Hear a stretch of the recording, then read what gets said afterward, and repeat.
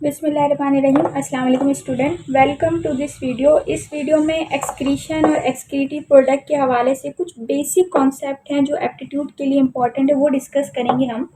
तो देखो भाई, हमारी बॉडी के अंदर मेन सोर्स ऑफ एनर्जी के लिए तीन मेन सोर्स ऑफ एनर्जी हैं। कार्बोहाइड्रेट्स हैं, प्रोटीन है और लिपिड्स। ये तीनों जो हैं क्या है, मेन सोर्स ऑफ एनर्जी है। अब मेरा सवाल ये, क्या ये तीनों main source of energy metabolism जब होता है हमारी बॉडी के अंदर, क्या ये तीनों बॉडी से एक्सक्रीट आउट होते हैं? क्या ये तीनों बॉडी के अंदर स्टोर हो सकते हैं? आइए देखते हैं इस वीडियो के अंदर इस कॉन्सेप्ट को। तो सबसे पहले देख लेते हैं, अगर किसी इंसान ने कार्बोहाइड्रेट का इंटेक किया, स्टार्च, जैसे स्टार्च पॉलीसैकेराइड किसके अंदर टूटेगा? मोनोसैकेराइड के अंदर। तो स्टार्च आ जाता है, ब्रेड आ जाती है, रोटी आ जाती है, ठीक है। अगर किसी इंसान ने कार्बोहाइड्रेट खाया तो एक एंजाइम आएगा अमाइलेज, जो क्या करेगा, इस कार्बोहाइड्रेट को तोड़ेगा छोटे छोटे से मोनोसैकेराइड के अंदर, जो कि है ग्लूकोज। अब किसी ने प्रोटीन खाया, गोश्त वगैरह, तो प्रोटीन को तोड़ने के लिए कौन सा एंजाइम आएगा? प्रोटीएज, जो कि प्रोटीन को किसके अंदर तोड़ेगा? अमाइनो एसिड के अंदर। इसी तरह अगर हमने लिपिड खाया, लिपिड क्या होता है भाई? घी और ऑयल वगैरह होता है। अगर लिपिड जब हमने खाया, इसकी ब्रेकडाउन होगी, मेटाबॉलिज्म होगी, तो इसको कौन सा एंजाइम तोड़ेगा? लाइपेज। किसके अंदर तोड़ेगा? Fatty acid and glycerol. अच्छा, यहाँ पर चीज़ों को तोड़ा जा रहा है। हम टर्म यूज़ करते हैं मेटाबॉलिज्म। मेटाबॉलिज्म का मतलब होता है जिसके अंदर चीज़ें टूट रही हों और बन रही हों। तो यहाँ पर देखो, मेटाबॉलिज्म की दो टाइप होती है, एक होती है एनाबॉलिज्म और दूसरी होती है कैटाबॉलिज्म। कैटाबॉलिज्म के अंदर जो है चीज़ों को तोड़ा जाता है, बड़े मॉलिक्यूल को तोड़ा जाता है छोटे छोटे से मॉलिक्यूल में, और एनाबॉलिज्म के अंदर छोटे मॉलिक्यूल को जोड़ के क्या किया जाता है? बड़ा सा मॉलिक्यूल बनाया जाता है। तो यहाँ पर इसके अंदर जो मेटाबॉलिज्म हो रहा है वो कौन सी टाइप हो रही है मेटाबॉलिज्म की? कैटाबॉलिज्म वाली। अच्छा भाई, अब आगे बढ़ते हैं। अब मेरा सवाल ये है कि जब एक पर्सन कार्बोहाइड्रेट से स्टार्ट करते हैं, एक पर्सन ने कार्बोहाइड्रेट का इंटेक किया, ठीक है, कार्बोहाइड्रेट उसने खाया, एंजाइम आया, एंजाइम की मदद से कार्बोहाइड्रेट टूटा और ग्लूकोज बॉडी के अंदर आ गया। अब ग्लूकोज बॉडी के अंदर जाएगा हर सेल के पास, वहाँ पर क्या करेगा? एनर्जी देगा। वो कैसे देता है, वो इसका भी मैकेनिज्म हम अभी थोड़ी देर में देख लेंगे। लेकिन अगर एक्सेस ग्लूकोज हो गया बॉडी के अंदर, कि बॉडी के सेल ने इस्तेमाल भी कर लिया, यूटिलाइज भी कर लिया, उसके बावजूद भी ग्लूकोज क्या है हमारी बॉडी के अंदर ज़्यादा हो रहा है, तो फिर वो ग्लूकोज क्या हो जाता है? स्टोर हो जाता है in the form of glycogen. अब ग्लाइकोजन एक पॉलीसैकेराइड और ग्लूकोज क्या है? मोनोसैकेराइड है। तो मोनोसैकेराइड के मॉलिक्यूल आपस में मिलते हैं और ग्लाइकोजन का बड़ा सा मॉलिक्यूल बना देते हैं। अच्छा, ग्लाइकोजन जाके स्टोर कहाँ होता है? ह्यूमंस के अंदर लिवर के अंदर स्टोर होता है। जब बॉडी के अंदर ग्लूकोज का लेवल बढ़ता है तो हमारे अंदर एक ऑर्गन है पेनक्रियास।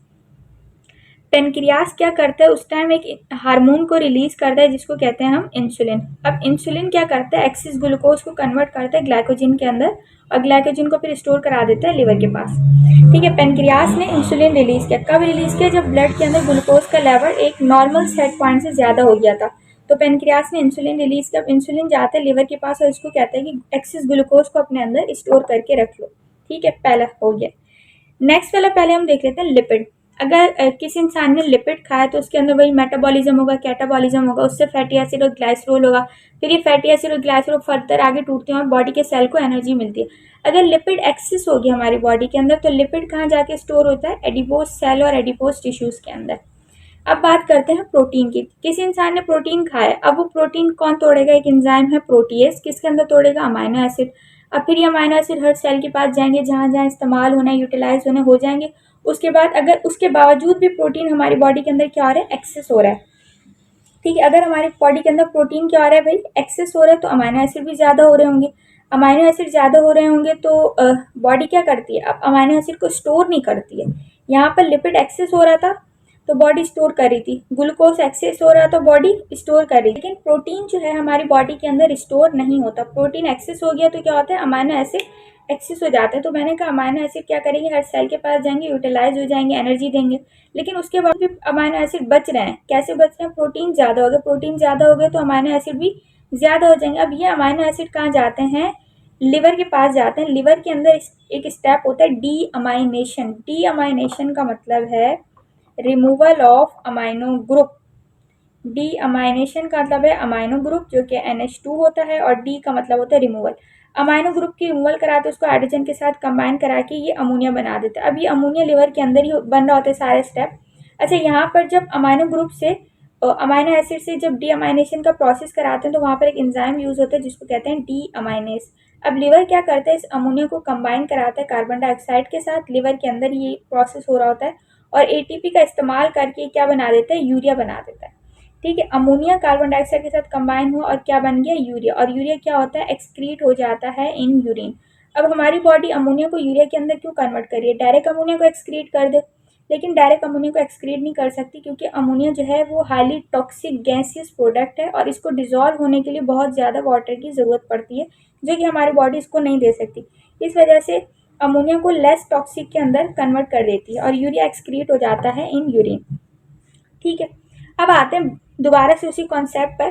ग्लूकोज एक्सेस हो जाएगा तो ग्लूकोज स्टोर हो सकता है, लिपिड एक्सेस हो जाएगा तो फैटी एसिड में टूटेगा, और फैटी एसिड क्या होते हैं, एडिपोज टिश्यू के अंदर स्टोर हो सकते हैं।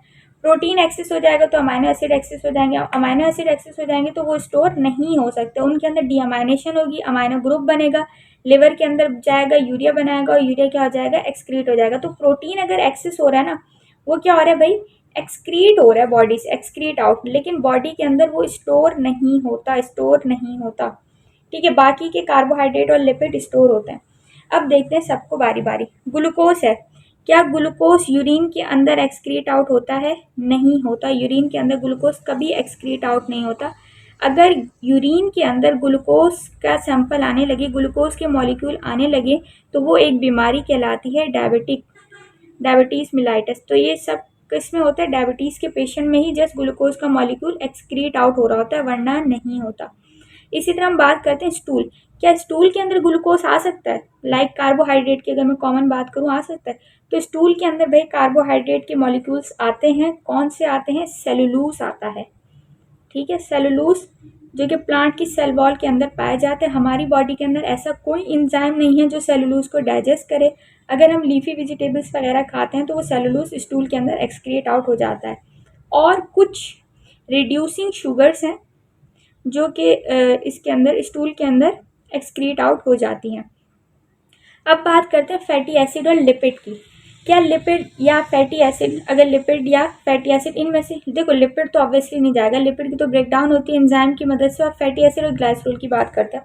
क्या फैटी एसिड यूरिन के अंदर एक्सक्रीट आउट हो सकता है, बिल्कुल नहीं हो सकता। अगर यूरिन के अंदर फैटी एसिड आने लगे, लिपिड के कंपोनेंट्स आने लगे, लिपिड का मेटाबॉलिज्म आने लगे, लिपिड के पार्टिकल्स आने लगे, तो वो कौन सी कंडीशन कहलाती है कि भाई रीनल फेलियर हो गया है, किडनी फेल हो गई है, किडनी सही तरह से काम नहीं कर पा रही है, जिसकी वजह से फैटी एसिड क्या हो रहा है, किडनी से आ रहा है, किडनी को क्रॉस करके आ रहा है, वहां से कहाँ हो रहा है, यूरिन के जरिए एक्सक्रीट आउट हो रहा है।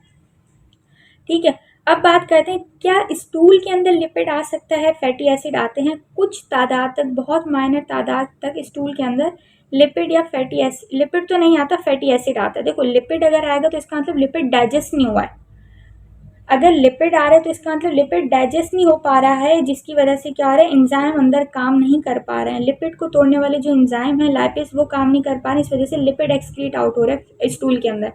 अगर फैटी एसिड स्टूल के अंदर आता है तो ये ज़्यादा से ज़्यादा रीअब्जॉर्ब हो जाते हैं बॉडी के अंदर, तो कुछ तादाद तक फैटी एसिड होते हैं जो कि स्टूल के जरिए पास हो जाते हैं, बट बहुत कम तादाद होती है। अगर ज़्यादा होंगे तो वो एक बीमारी हो जाती है जो कि मेल एब्जॉर्प्शन का कॉज होता है main.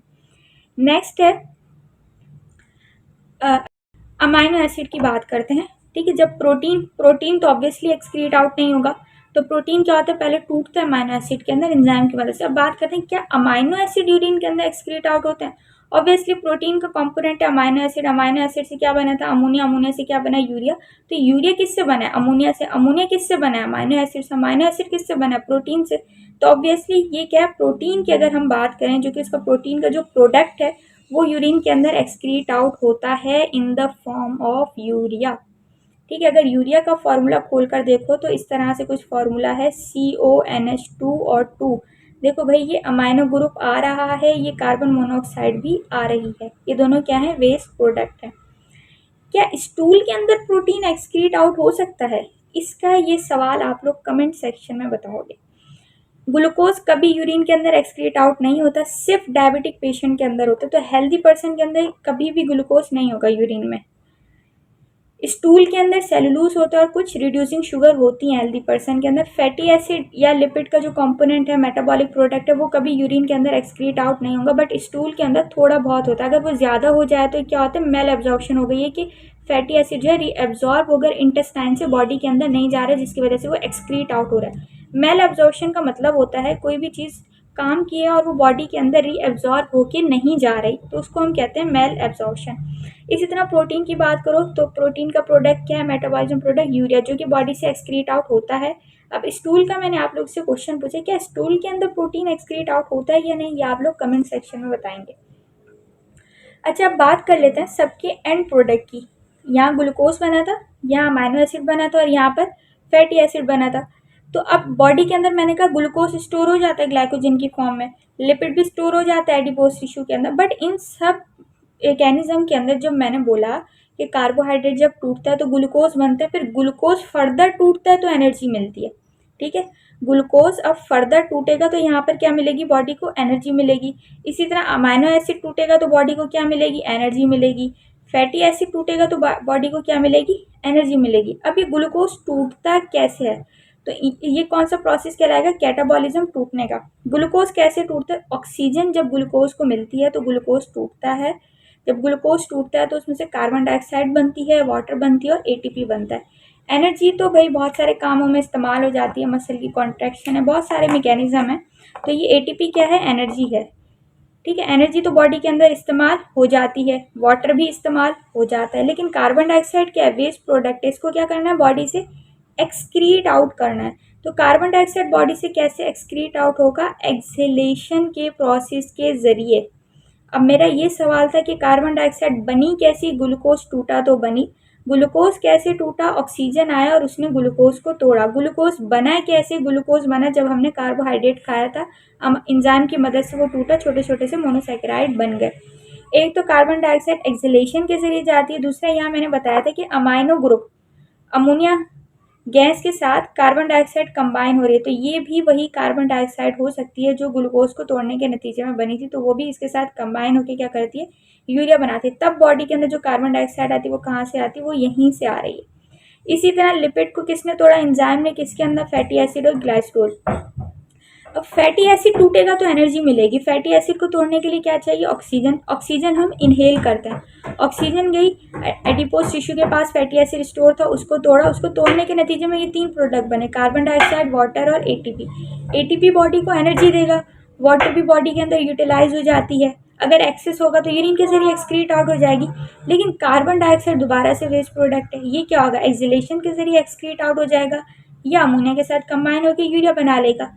Amino acid, amino acid से रिमूवल ऑफ अमाइनो ग्रुप कराना, कौन कराते हैं, डी अमाइनेस। डी अमाइनेस इससे अमाइनो ग्रुप रिमूव कराते हैं, अमोनिया बनता है, अमोनिया कार्बन डाइऑक्साइड के साथ कंबाइन होकर यूरिया बनता है। वही साइकिल है जो मैंने यहाँ पर बताई थी कि लीवर के अंदर हो रही है। जब यूरिया बनता है अमोनिया के जरिए, यहाँ पर एनर्जी खर्च होती है, इसको हम कहते हैं कि ये एनर्जी कंज्यूमिंग प्रोसेस है। तो ये एनर्जी इसको कहाँ से मिल रही है, ऑब्वियसली यहीं से मिल रही है जो ग्लूकोज से एनर्जी आ रही थी और जो फैटी एसिड से आ रही थी। जब अमाइनो ग्रुप से यूरिया बनता है लिवर के अंदर, तो इस साइकिल को कहते हैं यूरिया साइकिल या ऑर्निथीन साइकिल, जो कि एनर्जी कंज्यूमिंग प्रोसेस है, एक्टिव प्रोसेस है, जिसके अंदर एनर्जी खर्च होती है। अब बात करते हैं अमाइनो एसिड। अमाइनो एसिड जब टूटता है तो एनर्जी मिलती है, ठीक है, एक तो ये था। दूसरा था कि अगर एक्सेस अमाइनो एसिड हो गया तो वो कैसे होगा कि भाई उससे अमोनिया बन जाएगा। तो अमाइनो एसिड भी जब टूटता है तो उससे भी क्या बनता है भाई, एनर्जी बनती है। इसी तरह से तो यहाँ पर भी है भाई, इसका जवाब है, मैं दे देती हूँ। यहाँ पर भी ऑक्सीजन का मॉलिक्यूल आएगा, अमाइनो एसिड टूटेगा और उससे क्या होता है, एनर्जी मिलती है। ये तो हो गए इसके सारे स्टेप, कैटाबॉलिज्म और एनाबॉलिज्म। अच्छा, एक बार मैं समरी दे देती हूँ। कार्बोहाइड्रेट, प्रोटीन और लिपिड का हमने पढ़ा था। ये कहानी स्टार्ट कहाँ से हुई, प्रोटीन से एक एक्सक्रीटिव प्रोडक्ट बनता है हमारी बॉडी के अंदर, यूरिया, यहाँ से। अब मैंने कहा था प्रोटीन हमारी बॉडी के अंदर बनता तो है, ठीक है, हम जब खाते हैं प्रोटीन टूटता भी है, लेकिन प्रोटीन हमारी बॉडी के अंदर कभी भी स्टोर नहीं होता। कार्बोहाइड्रेट हमारी बॉडी के अंदर स्टोर होता है in the form of glycogen. Lipid हमारी बॉडी के अंदर स्टोर हो जाता है एडिपोज टिश्यूज के अंदर, फैटी एसिड की फॉर्म में। अब इनको तोड़ने के लिए क्या चाहिए, ऑक्सीजन चाहिए, ऑक्सीजन चाहिए और एनर्जी मिलती है। ऑक्सीजन चाहिए तो ग्लूकोज एनर्जी कैसे देता है। फर्स्ट ईयर के अंदर एक टॉपिक था, एक चैप्टर था बायो एनर्जेटिक्स, वहाँ हम पढ़ते थे कि ग्लूकोज टूटता था तो क्या होती थी, glycolysis, break down of glucose molecule. Glycolysis वाली एक साइकिल होती थी, दूसरी होती थी क्रेब्स साइकिल, और एक लास्ट वाली होती थी इलेक्ट्रॉन ट्रांसपोर्ट चेन। इन 3 साइकिल से एक ग्लूकोज का मॉलिक्यूल गुजरता था और एंड में हमें कितने एटीपी मिलते थे? 36 एटीपी। तो एनर्जी मिल गई हमें हमारी बॉडी के अंदर। इसी तरह लिपिड की भी साइकिल तकरीबन ऐसे ही चलती है। जब आप लोग आगे एमबीबीएस करोगे तो उसमें जो है फर्स्ट ईयर एमबीबीएस या फर्स्ट ईयर बीडीएस के अंदर एक सब्जेक्ट है बायोकेमिस्ट्री। वहाँ पर ये पूरा मैकेनिज्म आप पढ़ोगे, लिपिड का कैसे होता है, प्रोटीन का क्या होता है। कार्बोहाइड्रेट का तो आप लोग फर्स्ट ईयर में ही पढ़ लेते हो कंप्लीट। कार्बोहाइड्रेट जो है वो टूटता किस एंजाइम के जरिए? अमाइलेज। किसके अंदर टूटता है? ग्लूकोज। अगर एक्सेस कार्बोहाइड्रेट हमने खा लिया तो एक्सेस ग्लूकोज बनेगा और वो एक्सेस ग्लूकोज बॉडी के अंदर कन्वर्ट हो जाता है ग्लाइकोजन के अंदर। कहाँ पर कन्वर्ट होता है? लिवर। देखो कार्बोहाइड्रेट स्टोर नहीं हो रहा है, स्टोर क्या हो रहा है? एक्सेस ग्लूकोज स्टोर हो रहा है in the form of glycogen. ठीक है, अब बात करते हैं लिपिड्स की। लिपिड स्टोर नहीं हो रहा है, क्या स्टोर होता है भाई? फैटी एसिड स्टोर होता है। प्रोटीन स्टोर होता है? बिल्कुल नहीं होता। एक्सेस प्रोटीन हो गया तो वो यूरिया के फॉर्म में क्या होता है? एक्सक्रीट आउट हो जाता है यूरिन के जरिए। अगर ये ग्लूकोज है, अमाइनो एसिड है, फैटी एसिड, ये तीनों टूटते हैं तो फिर फर्दर एनर्जी मिली। पहले बड़ा मॉलिक्यूल छोटे मॉलिक्यूल के अंदर टूटा, फिर ये छोटे छोटे मॉलिक्यूल हर बॉडी के सेल के पास चले जाते हैं। जब सेल के अंदर जाते हैं, जब हम ऑक्सीजन लेते हैं तो ब्लड ट्रांसपोर्ट के जरिए, ब्लड सर्कुलेशन के जरिए ऑक्सीजन हमारे बॉडी के हर सेल के पास जाती है। जब ऑक्सीजन इनको मिलेगी तो ये सारे टूटेंगे और इससे हमें क्या मिलेगी? एनर्जी। लेकिन यहाँ पर एक वेस्ट प्रोडक्ट भी है कार्बन डाइऑक्साइड। वो कैसे एक्सक्रीट आउट होता है? एक्सिलेशन के जरिए। दूसरा, जो इस अमोनिया गैस के साथ कार्बन डाइऑक्साइड कंबाइन हुआ था वो कहाँ से बना था? इन ब्रेक डाउन ऑफ ग्लूकोज और फैटी एसिड के जरिए टूटा था। ठीक है, यहाँ तक आया समझ में? अब मैंने जो सवाल पूछे वो आप लोगों ने कमेंट सेक्शन में मुझे बताना है कि क्या अमाइनो एसिड, क्या प्रोटीन का मेटाबॉलिक प्रोडक्ट स्टूल के जरिए एक्सक्रीट आउट होता है या नहीं होता। मिलते हैं नेक्स्ट वीडियो में।